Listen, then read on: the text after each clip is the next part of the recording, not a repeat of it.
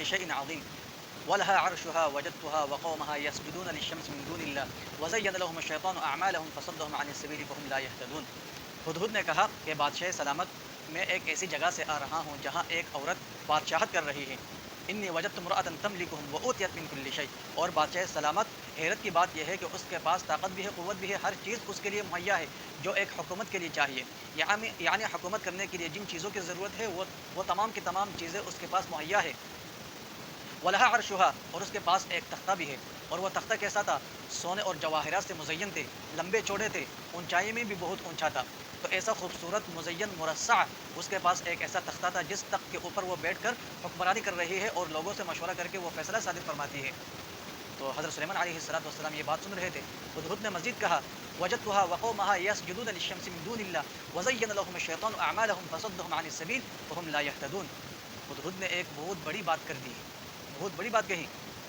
یہاں ان لوگوں کے لیے عبرت ہے جو لوگ عبادت نہیں کرتے، جو لوگ اللہ تعالیٰ سے دور ہے، اللہ تعالیٰ کی معرفت حاصل نہیں کرتے، جو لوگ غیر مسلم ہے، ایمان قبول نہیں کرتے، جو لوگ دین اسلام سے دور ہے، دین اسلام سے نفرت کرتے ہیں، دین اسلام کو سچا مذہب نہیں مانتے، دین اسلام کے تابعداری اور فرمانبرداری نہیں کرتے، اللہ تعالیٰ کی وحدانیت کا اقرار نہیں کرتے، اللہ تعالیٰ کی پرستش نہیں کرتے، اللہ تعالیٰ کو ایک خدا نہیں مانتے، اللہ تعالیٰ کے سامنے نہیں جھکتے، اور اللہ تعالیٰ کے ایک مقبول ترین جو دین اسلام ہے اس دین سے دور ہے، اس دین سے نفرت کرتے ہیں، اس دین کو نہیں مانتے. ان لوگوں کے لیے یہاں بہت بڑی عبرت ہے، بہت بڑا سبق ہے. وہ سبق کیا ہے؟ ہدہد نے کہا کہ بادشاہ سلامت وہ جو عورت تھی نا، ملکہ سبا جس کا نام بلقیس ہے، وہ بلقیس اور ان کے جو تابعدار اور فرمانبردار ہے، ان کے جو لاؤ لشکر ہے، ان کے جو ساتھ بیٹھنے اٹھنے والے ہیں، ان کے ساتھ جو لوگ ہیں، وہ تمام کے تمام کیا کرتے ہیں؟ میں نے دیکھا کہ وہ تو اللہ تعالیٰ کو بھول گئے ہوئے ہیں، اللہ تعالیٰ کی وحدانیت کا اقرار نہیں کرتے، اللہ تعالیٰ کی وحدانیت کا انکار کرتے ہیں، اور وہ سورج کی پرستش کرتے ہیں، سورج کی عبادت کرتے ہیں. وَلَهَا عَرْشُهَا وَجَدتُّهَا وَقَوْمَهَا يَسْجُدُونَ لِلشَّمْسِ مِن دُونِ اللَّهِ. اللہ کو چھوڑ کر سورج کی پرستش کرتے ہیں. وَزَيَّنَ لَهُمُ الشَّيْطَانُ أَعْمَالَهُمْ. اب یہ لوگ شیطان کی پرستش اور سورج کی پرستش کیوں کرتے ہیں؟ یہ لوگ سورج کی پرستش اس لیے کرتے ہیں کہ شیطان نے ان کے اس اعمال کو مزین کر کے رکھ دیا ہے. یعنی یہ لوگ اللہ تعالیٰ کی عبادت کو چھوڑ کر، اللہ تعالیٰ کی وحدانیت کو چھوڑ کر سورج کے سامنے جو جھکے ہوئے ہیں، سورج کے سامنے جو جھک رہے ہیں اور سجدہ کر رہے ہیں، یہ دراصل شیطان نے اس اعمال کو ان کے لیے مزین کر دیا ہے جس کی وجہ سے اللہ تعالیٰ کی وحدانیت کا انکار کرتے ہیں اور اللہ تعالیٰ کی عبادت نہیں کرتے.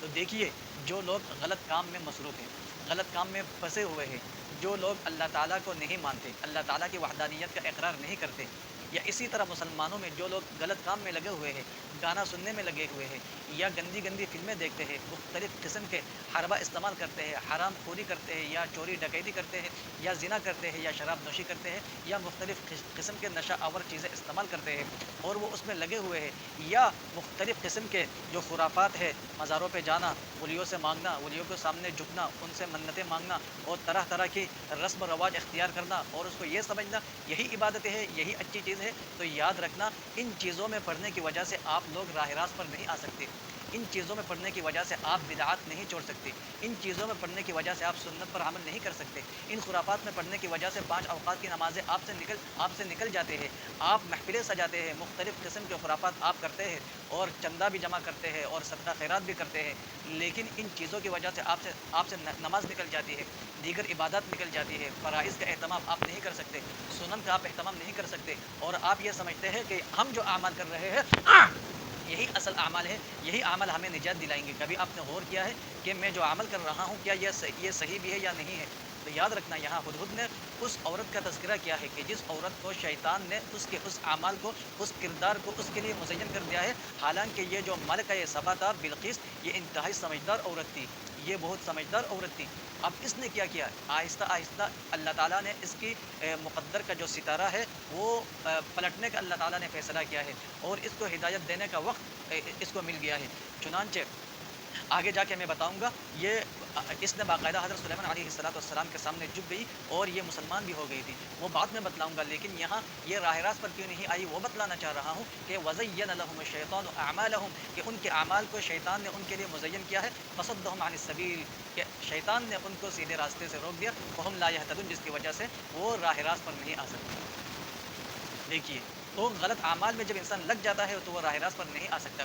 اس لیے جب آپ راہ راست سے بھٹکے ہوئے ہیں اور آپ جس اعمال میں لگے ہوئے ہیں وہاں آپ کبھی غور و فکر کرنا. تو جو غیر مسلم ہے اس کے لیے تو یہ بہت زبردست بات ہے کہ آپ ایمان کیوں نہیں لاتے.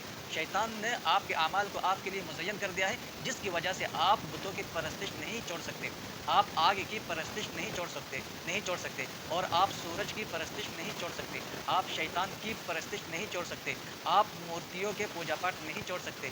ورنہ وحدہ لا شریک لہ کے سامنے کوئی چیز ٹھہر نہیں سکتی ہے, اس کے مقابلے میں اس کے ٹکر کا کوئی چیز نہیں ہے.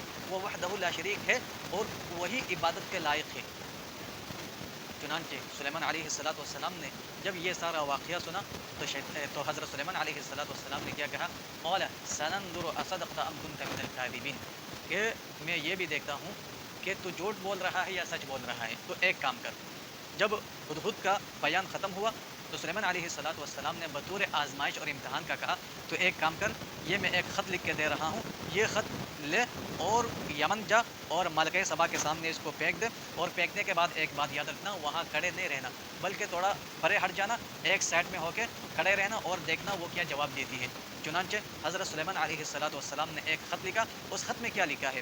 حضرت سلیمان علیہ السلام نے لکھا, انہ من سلیمان و انہ بسم اللہ الرحمن الرحیم اللہ تعالی علی واتونی مسلمین. یہ دیکھو, خط لکھنے کے آداب بھی حضرت سلیمان علیہ السلام نے سکھلایا اور قرآن شریف نے وہ ہم کو بتلایا ہے. خط لکھنے کا آداب یہ ہے کہ آپ اپنا جو مقصد ہے اس مقصد کو لکھیں اور مختصر لکھیں اور پر اثر لکھیں. خط مختصر ہو اور پر اثر ہو. چنانچہ سلیمان علیہ السلام نے کیا لکھا, انہ من سلیمان, کہ یہ سلیمان کی طرف سے ہے. پھر آگے کیا لکھا, وانہ بسم اللہ الرحمن الرحیم, کہ یہ جو میں خط لکھ رہا ہوں یہ میں شروع کرتا ہوں اللہ کے نام سے جو بڑا مہربان نہایت رحم کرنے والا ہے. پھر آگے کیا لکھا, اللہ تعالی علی واتونی مسلمین, کہ آپ میرے اوپر چڑھائی نہ کرو, میرے مقابلے میں نہیں آنا اور مجھ سے بڑا نہ بننا, واتونی مسلمین, اور فرمانبردار اور تابعدار ہو کر میرے پاس آ جانا. اتنا لکھا ہے اور یہ لکھ کے ہدہد کو دے دیا. اب ہدہد نے وہ لے کر وہاں چلا گیا.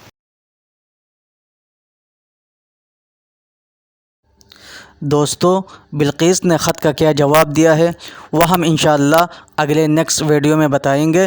تب تک کے لیے خدا حافظ.